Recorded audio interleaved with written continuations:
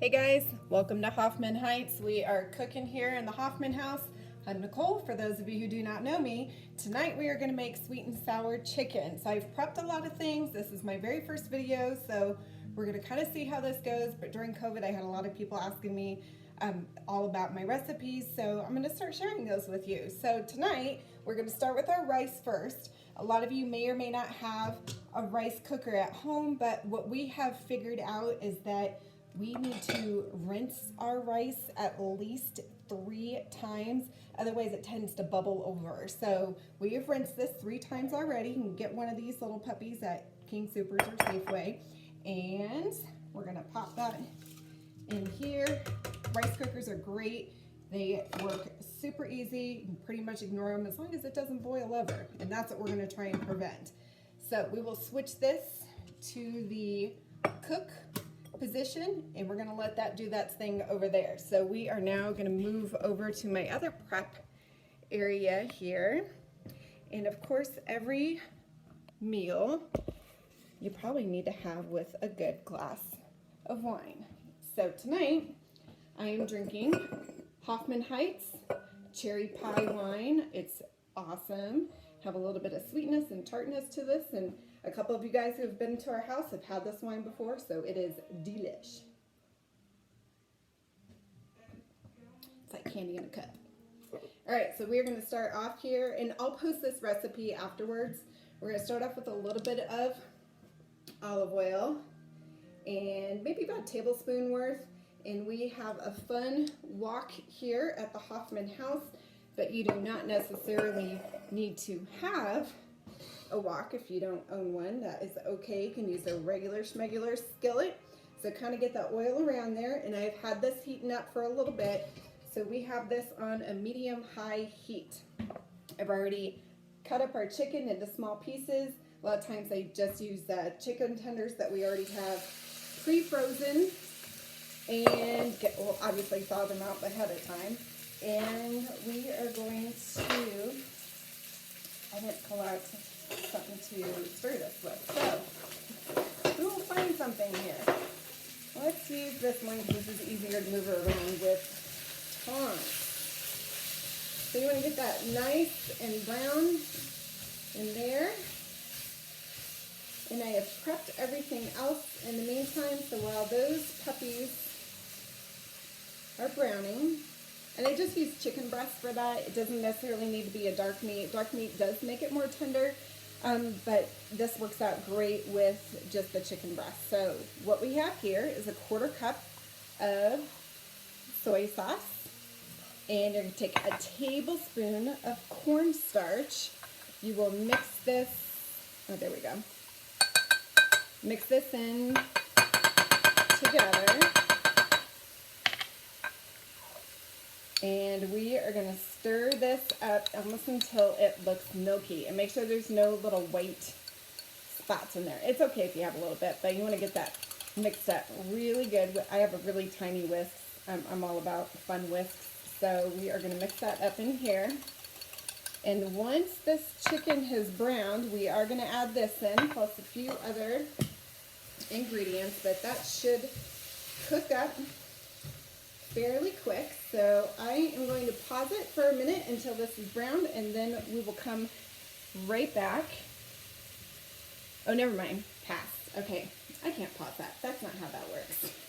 So, let's see. I can tell you some fun stories in the meantime. This is just your fun sweet and sour chicken, and we love having something with chicken at least twice a week at the Hoffman house. And we always like to make everything super big so we have leftovers. So with those leftovers, you can always reheat them in a skillet or in a toaster oven if you've got something that's more like a casserole dish. But I never recommend heating up in the microwave. I know that's quick and easy to do, but a lot of times you can heat it up just as quickly on a skillet top. Just add a little bit of extra water in there, not too much, maybe a tablespoon up to a 1/4 cup, depending on how much that you are reheating. And that way you don't dry out your leftovers, and they taste almost as good as they do that first go around. So you want to make sure that your chicken is nice and brown, or at least cooked through, that you don't see that pink anymore. And then you're going to add in that soy sauce mixture. And we're going to go ahead and add some ginger and garlic powder here in a bit, and I'll tell you how much. But just be sure you always read your recipes all the way to the end before you start cooking on anything, because you can easily make a mistake and that can mess up your entire dinner. So be sure that you pull all your ingredients ahead of time as well. So you've got garlic powder.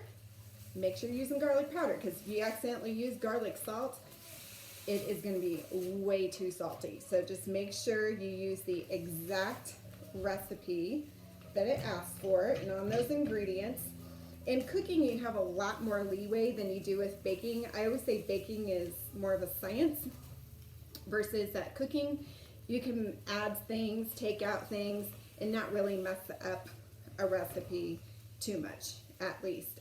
When it comes to baking, like if you've got biscuits involved with something, you're going to want to make sure that you follow that exact. So I think I've got this mostly done here. So I am going to go ahead and add in the soy sauce and the cornstarch. And what that does is that thickens that up once you get it heated. So we're going to add that in.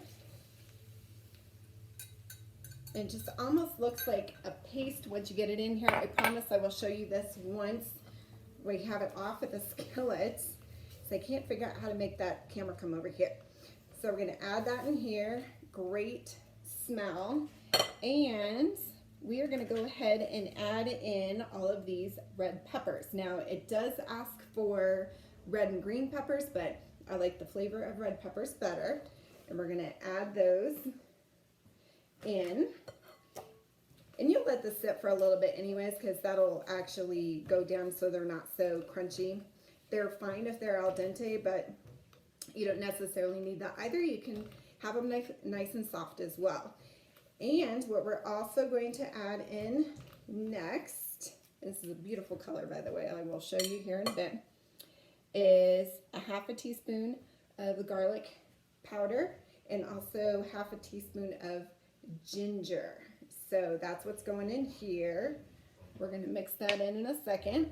I also have 3 tablespoons of brown sugar. It can be light brown sugar, it can be dark brown sugar. If you do dark brown sugar, one thing to that, it does make it a little bit thicker, especially if you are ever making caramels. You're going to want to use your dark brown sugar instead of your light brown sugar. There's a major difference on when you use that for a caramel recipe, but for instance, in something like this, it doesn't matter if you use light or dark brown sugar. So we're going to get that mixed in together as well. And next we have 3 tablespoons of white vinegar. So just regular white vinegar, household product. Vinegar you can use for cleaning in the house as well. And you can use it for cooking. So if you have a puppy dog like we do, and you wind up having to clean the floor or something with vinegar, it's perfectly safe in case your dog takes a lick at it. So we've got that mixed in here, and this is thickening up very nicely.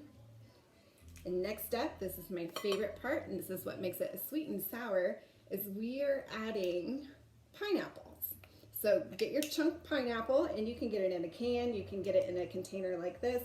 And I believe the recipe calls for half of this amount. What I'm using here is 20 ounces, but I like the extra pineapple in there. So again, you can tweak your recipes a little bit. So I make this one a little bit bigger. You're gonna add in the liquid, and you're also gonna add in all of those pineapple chunks. And you're gonna want that liquid in there because it will thicken up in case you're worried it won't thicken up. So we're gonna add that in here.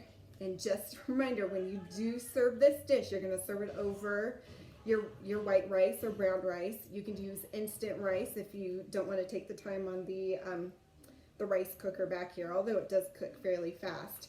But this will thicken up, and keep in mind when you serve it, those pineapples get super hot. So make sure you cool it down a little bit ahead of time. So look how simple that was and easy. So I will switch the video around, or no, I don't need to because it's already in the right direction. I just need to pick up the video and you can see what it looks like. And in a few minutes, this will start thickening up as it heats up, but this way you can kind of see what the colors look like. Let's see here. Can you see inside the skillet there? So that is what it will look like. And right now you'll kind of notice the consistency is a little bit more liquidy than we want. And on this one side, it's definitely thicker. That's probably where more of the heat is at right now. But give this about a minute or two and it will be thickened up. And we'll check on our rice over here, and that is looking pretty darn good. You can kind of see it's bubbling inside of there.